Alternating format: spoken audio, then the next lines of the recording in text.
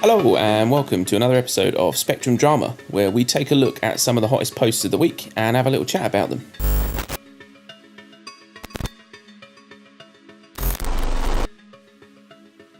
So first up, we've got a post from Blind Zato titled "The Age of Piracy Returns," and the gist of this is basically now that we've got obviously 3.0, 3.745 thousand, 3.7. No. Yeah, whatever we're at now. We've got OCS, which now allows for cargo to remain in space when you blow a ship up, which has given us a return to piracy, making piracy useful again. And Blind Zato is very excited about this.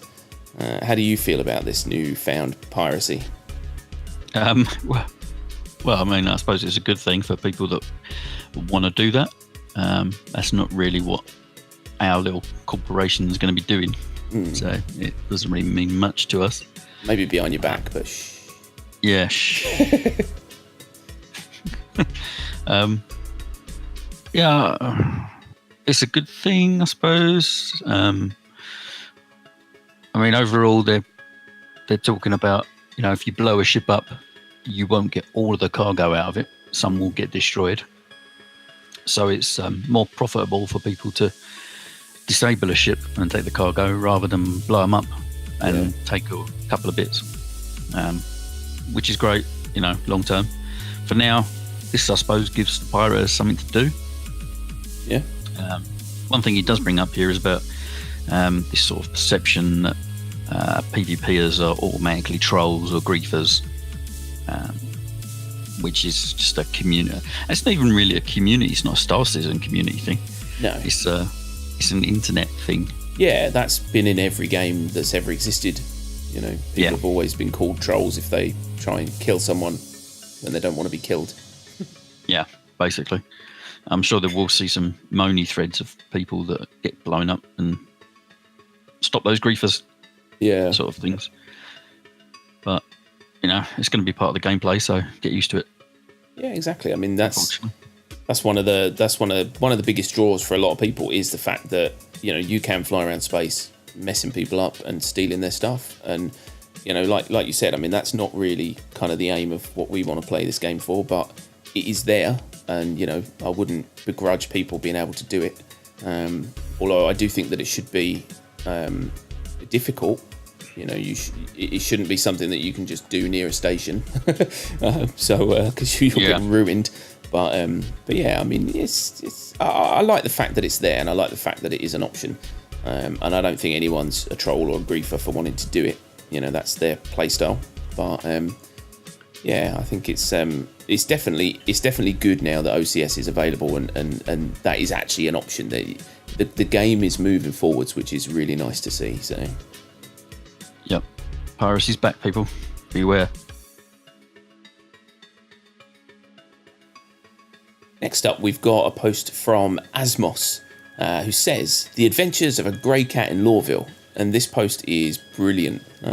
Basically, it's a picture post. And this guy has basically taken a grey cat into Loreville, onto trains. It's brilliant, absolutely brilliant. It made my day seeing this. Yeah, you go down a little storyboard of what he was getting up to. I think got the thing on the train as well. Yeah. And then down the bottom there, he's trying to get up some stairs or something. And then the last picture, thing's flipped over down the bottom of the stairs. It's really sad to see. It's kind of just like, you're like, go. No. No, it's brilliant. I love it when you come across a post that, you know, doesn't have an agenda. It's just awesome, you know. Yeah. It's a good one. It did make me giggle this morning when I was reading that one. Yeah, definitely. I would actually like to try out one of those grey cat things. Yeah, me too. I think they're difficult to obtain at the minute. Yeah, you can't buy them. I think the only way you can get them at the moment is by 5 referral things. Yeah. Something like that. I don't have enough friends. Couple more, we might have one. Yeah, there you go. Yeah, fingers crossed one day we will be tearing it up in Loreville in a grey cat. Keep an eye out for there's an anniversary sale coming up. So maybe they'll put it on the market for us to buy. Yeah. It's not too expensive, I might pick one up. That would be cool, actually. I think that'd be quite fun. It'd definitely help in our little story-based adventures as well if we've got a nice little run around for the city. Yeah. Oh dear. Okay, so next up we've got a post from Pickass53.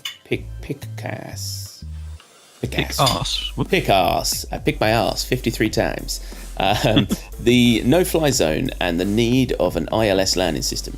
So basically, he does talk very briefly about the no-fly zone around Loreville, but the gist of the post is it would be nice to have some kind of instrument landing system in place, not just for Loreville, but for anywhere really, just to make it easier for people to land and not have to go third person like we have discussed before. What are your... Well, I mean, we pretty much know your thoughts on this, but how do you feel now? Well, yeah, I agree with him. We need something in there. What I don't understand is there was a very basic ILS type system in the game at one point. I don't know why they took it out. It is weird. Maybe it was very strange, bugging stuff out. I don't know. Or yeah, it's a shame because it does make sense. I mean, I don't know. Any large craft. I mean, you look at pretty much every plane, apart from maybe very small planes. Have some form of a landing assist at least. So yeah, it makes sense. Yeah, it would be nice to get a more audible cue, or even something just flash up on the HUD to let you know you're in a really bad area. There's like a tiny little message that comes up. But when I was flying around Loreville, and I was doing it in third person, so obviously not watching my HUD, and then my ship just exploded.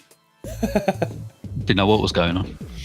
It's really weird not to have, if you're going to have it and not really tell people where it is, you should probably at least mark it out with some posts or something. I think there'd be some red holograms floating in the some hologram projectors saying that this is a no-fly zone. Don't cross this line, sort of thing. But there's really nothing. Yeah, that is dangerous. To be perfectly honest, I mean, I knew it existed, but I couldn't have told you rough where it was, so I would have probably ended up blowing my ship up too. So yeah, now I'll just avoid it. The current tactic now is to fly directly down towards Loreville from orbit and aim for the middle, and you'll be okay. Okay. Bit potluck. Yeah, basically. Yeah. No, I mean that's fair enough. I think a no-fly zone makes sense for certain areas, and I think a landing assist makes sense for every area.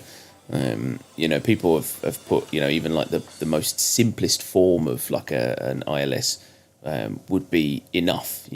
Just like you said, even just a beep, even just like you get on cars that just says you're really close to the ground, or it's weird. Where they've got the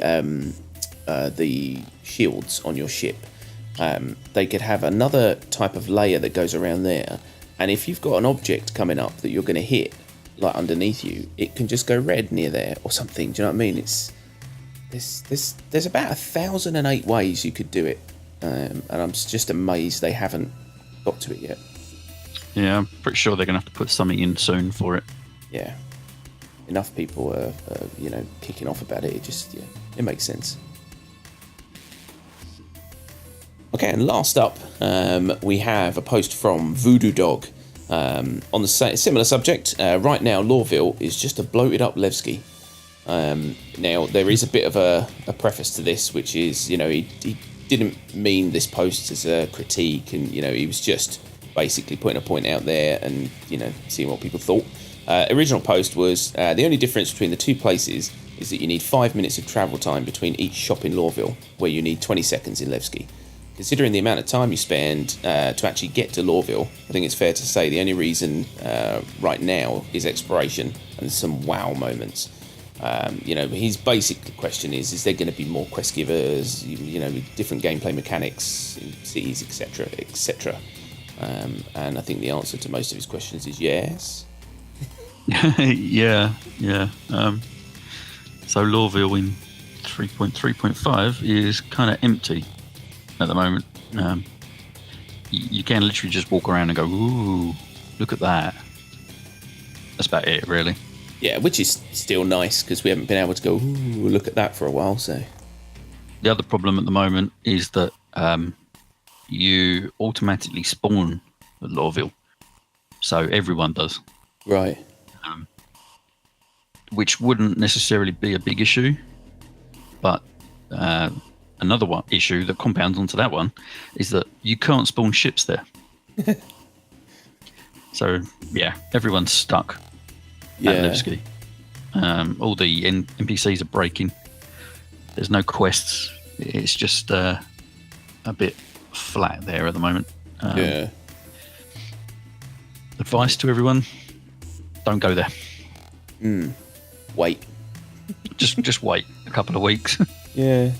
I mean, it still amazes me. And again, I'm not pointing the finger at Voodoo Dog. I'm not saying you're moaning. But it amazes me that there's still that thought out there that this is it. You know, they put out a city, and you know it's the bare bones of a city at the minute, just so that we can see it, they can test it, and we can make sure you know the majority of it works. And they think that that's it. And I mean, it's going to be nowhere near it. It's going to be chock-a-block with stuff. Eventually, there's going to be more shops. There's going to be, habitation because people are going to live there. So, the transport and all that stuff. It's going to be a cool place, a vibrant place full of stuff. But at the minute, it's really just a shell to make sure it works. Yeah, like you say, it's that constant problem of people thinking that the first, iteration of something is that and that's it. Yeah. It does really make you face palm a little bit. Yeah. It's crazy. I mean, there are people kind of, exactly the same points that we're making in the comments here, but why aren't first iterations perfect? Because they are greedy and incompetent. No, because they need to test, because, it takes time to build these things, and there's no point making the perfect city in theory and then chucking it out and nothing works, because it's just a heaped mess. It needs to come out in stages, and eventually it's going to be amazing. It's going to be awesome. But for now, it's just there for us to go, Yeah. By the time it comes live, there'll be missions and things to do around there. But at the moment, it's on the PTU. So, yeah. That's, it is a testing universe. So, it's the clues in the name. But yeah, I think eventually, I mean, we've seen what the capabilities are by the videos we've seen, that it's going to be amazing. And then once they pack that out with more stuff, because the thing to bear in mind as well is that at the minute, yes, we've got ship vendors, we've got weapons, we've got armor, we've got, ship components, little bits and bobs, but there's going to be so much more to this game eventually. They're going to build and build and build. All the quest givers are going to need places to be. They'll probably have their own shops and stuff. So eventually, it's going to be pretty impressive, I think. Yeah. Okay, so there you have it. That's this week's Spectrum Drama. I just want to do a quick apology for the lack of videos and the lack of presence that we've had the past week or two. Unfortunately, I was quite ill, and as you know, my voice is used quite a lot. So it was it was a bit of a challenge for a couple of weeks, but we're back to normal now. I'm feeling pretty good, so that's good. We've got a new review coming out on Monday, which is quite exciting. It is mythical, but it doesn't breathe fire. If you want to have a little guess as to what it could be, leave that in the comments down below. And that's pretty much it. So thanks very much for watching. If you like the video, leave the video a like, and don't forget to subscribe for more Star Citizen content. And we will see you around the verse. Bye-bye. Bye.